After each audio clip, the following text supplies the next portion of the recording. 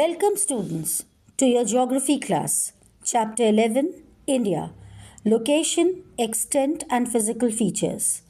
In this chapter, we will study about India. India is the 7th largest country in the world after Russia, Canada, China, USA, Brazil and Australia. It is the second most populous country after China. India has common land boundaries with 7 countries: Afghanistan and Pakistan to the northwest, China, Nepal and Bhutan to the north, and Bangladesh and Myanmar to the east. To the south across the sea lies the island of Sri Lanka, separated by the Park Strait, and to the southwest lies the Maldives. Location and extent. India is located in the northern and eastern hemisphere. The Tropic of Cancer, 23.5 degrees north, passes almost midway through the country. Its latitudinal extent is 8 degrees 4 minutes north to 37 degrees 6 minutes north, while its longitudinal extent is 68 degrees 7 minutes east to 97 degrees 25 minutes east. The longitude, 82.5 degrees east, passes through Prayagraj and divides the country into 2 longitudinal halves. The standard meridian of the country is 82.5 degrees east longitude. Cape Comorin or Kanyakumari is the southernmost tip of the mainland, while Indra Point in the Andaman and Nicobar Islands is the farthest point to the south. South of the Tropic of Cancer, the landmass tapers to a triangular shape, forming a peninsula. This is surrounded by 3 bodies of water on its 3 sides, namely the Bay of Bengal on the east, the Arabian Sea to the west, and the Indian Ocean to the south. Political and administrative division. Politically, India is divided into 28 states and 8 union territories, which also include the national capital region of Delhi. The great landmass is thus divided into 6 major physical divisions: the northern mountains, the northern plains, the peninsular plateau, the Thar Desert, the coastal plains, India's island groups. The northern mountains. The Hindu Kush, the Karakoram and the Himalayas extend from the Pamir north of Central Asia and form a continuous stretch of mountains from Kashmir in the west to Assam in the east, thus shielding the north like a wall. The Karakoram Mountains enter India in Kashmir and extend towards Tibet in the east, where they are known as the Kailash Range. Mount Godwin Austen or K2 lies in this mountain range. It is 8,611 meters high and the second highest peak in the world. The Himalayas stretch from Nanga Parbat in Kashmir in the west to Namcha Barwa in Arunachal in the east. Himalayas are the highest ranges of mountains in the world. They are young-fold mountains and consist of 3 parallel ranges. From north to south, they are the Himadri or the Greater Himalayas, which have the highest peaks. The Himachal or the Middle Himalayas, where most hill stations are located, and the Shivalik or the Outer Himalayas. The influence of mountains. Himalayas act as a climatic barrier by not allowing the cold northerly winds from Central Asia to enter India. They also prevent the rain-bearing winds from the south from leaving India. Thus, the rain-bearing monsoon winds cause rainfall on the northern plains due to these mountains. The massive glaciers and snowfields are sources of many perennial rivers, whose waters provide irrigation and hydroelectric power. The silt brought down by these rivers has made the northern plains very fertile. A large variety of mineral resources are available here. The northern plains.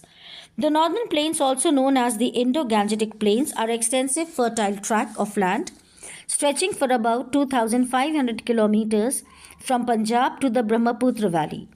The land is made fertile by alluvial soil deposited by the rivers covering most of northern and eastern India.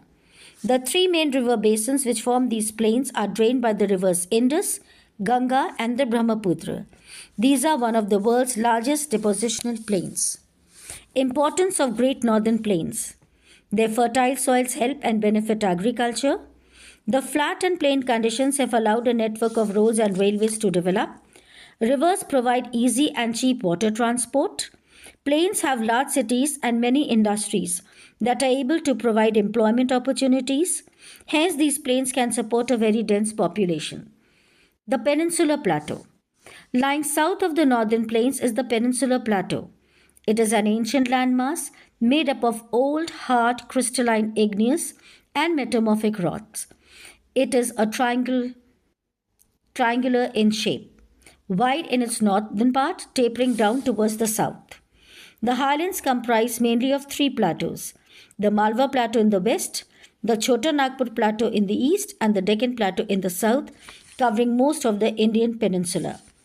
The Malwa Plateau is flanked by the Aravalli Ranges to the northwest and the Vindhyas and the Chota Nagpur Plateau to the east. Most of the region is drained by the Chambal and its tributaries and the Mahi.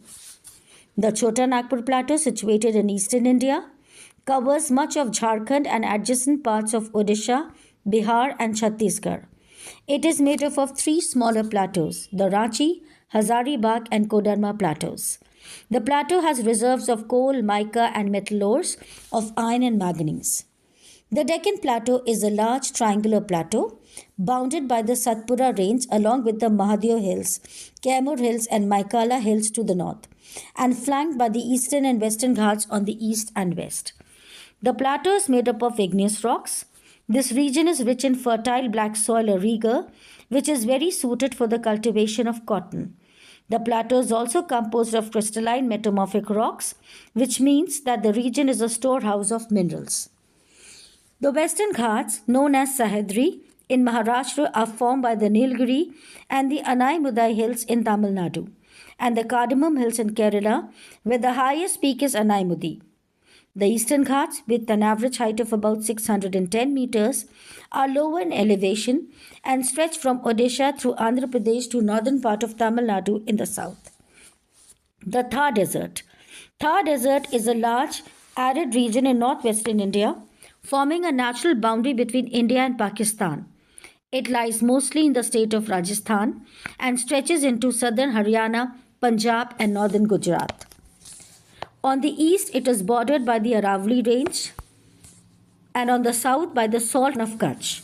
Mount Abu, which lies here, is an abode of shallow streams, lakes, waterfalls, and green vegetation.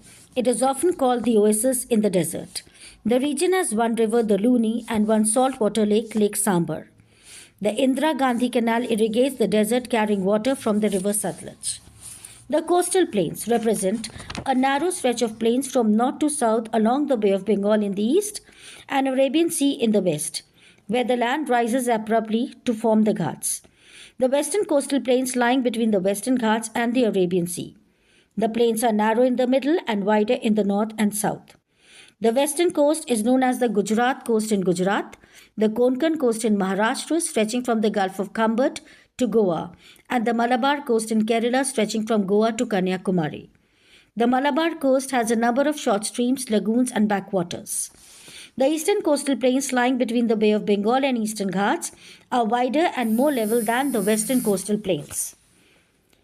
They extend from the mouth of the river Mahanadi to Kanyakumari. The northern part of the coast, between the rivers Mahanadi and the Krishna, is called the Northern Sarkars. The southern part of the coast lying between the Krishna and the Kaveri rivers is called the Coromandel coast in Andhra Pradesh and Tamil Nadu. This part of the coastal plains has a large number of fertile deltas built by the rivers Mahanadi, Godavari, Krishna, and Kaveri, Lake Chilka in Odisha, and Lakes Kolari and Pulicat in Andhra Pradesh. India's island groups. Off the coast of the peninsular India lie a string of islands, the Lakshadweep in the Arabian Sea and the Andaman and Nicobar Islands in the Bay of Bengal. Lakshadweep, meaning 100,000 islands, is a group of 36 islands made of coral deposits and hence also called coral islands. The Andaman and Nicobar Archipelago is a string of 572 islands lying in the Bay of Bengal. Most of these islands are the remnants of submerged volcanic mountain ranges. These islands are bigger and more numerous than the Lakshadweep Islands. Andaman and Nicobar Islands are separated by a channel of water known as 10-degree channel.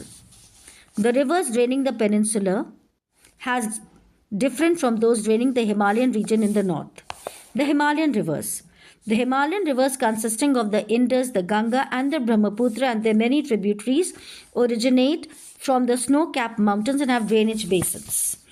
The peninsular rivers. The rivers draining the peninsula are classified into two, the west-flowing rivers and the east-flowing rivers. The west-flowing rivers drain into the Arabian Sea. There are numerous short, swift-flowing rivers that rise in the western Ghats. None of those rivers have deltas. There are two important rivers draining westwards, the Narmada and the Tapi. The east-flowing rivers flow across the peninsular plateau before draining into the Bay of Bengal. All these rivers have large deltas. The Godavari River, or the Ganga of the South, as it is called, is the longest river of the peninsular India. Apart from these major rivers, there are a few small rivers as well. So we come to the end of this chapter. Thank you.